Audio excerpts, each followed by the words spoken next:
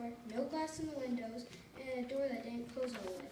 Because there were no beds, he slept on the floor in a pile of rags with his brother and sister. His mother was a farm cook, but he never remembered having any family meals together.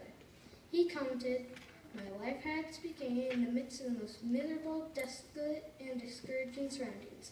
At the age of 5, Booker was given the job of fanning flies at the master's table and brought water out to the field workers and did yard work.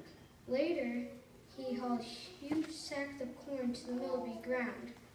Booker never had a chance to play. Of his childhood, he wrote, "Almost every day of my life has been occupied with some kind of labor."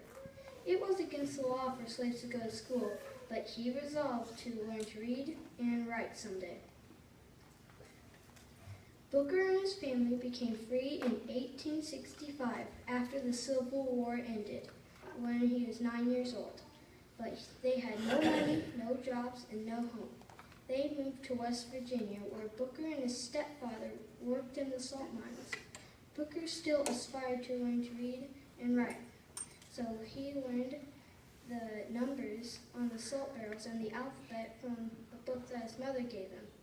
Early every morning, Booker would work diligently in the salt furnace so he could attend a local school for black children at 9 a.m. In the fall of 1872, at the age of 16, Booker left home to continue his education. He set off on foot to the Hampton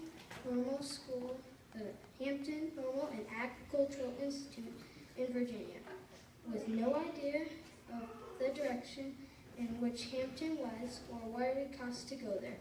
Booker needed a last name for school, but he grew up not knowing his last name.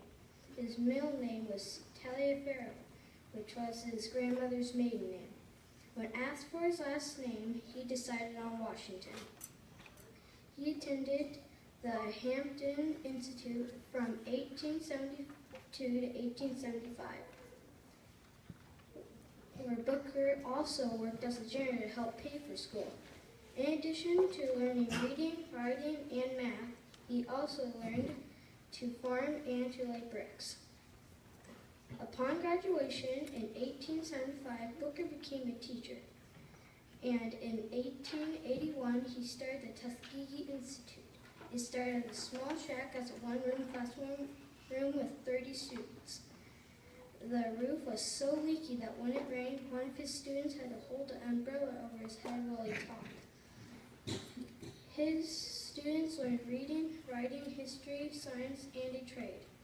There were classes on bricklaying and printing. In 1883, they began making bricks for a new building, and later sold some to fund the building. Booker also traveled to raise money for the school. On September 18, 1885, Booker made his famous Atlanta Compromise speech at the Atlanta Cotton Exposition. In this important speech, he said, "Races could be as separate as the fingers on a hand in things that are purely social, but as strong as a fist working together in things essential to mutual progress." His goal was to say something that would cement the friendship of the races and bring about hearty cooperation between them and dissolve animosity. Booker became a very powerful and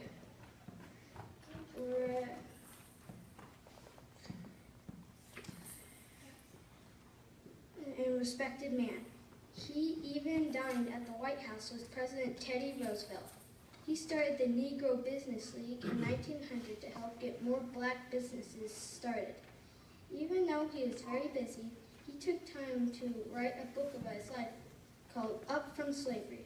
Booker, who was known as the Wizard of Tuskegee for all of his amazing accomplishments and the expansion of the Tuskegee Institute to more than 100 well-equipped buildings and a staff of 238, including the famous peanut scientist George Washington Carver. There were over 1,500 students, an endowment of $2 million. Even though he was very famous and important, when people came to visit the Tuskegee Institute, they would often see him tending the garden or feeding the chickens. Booker died of an illness on November 15, 1915, at the age of 59. Booker T. Washington spent his life working for what he believed in. Thank you.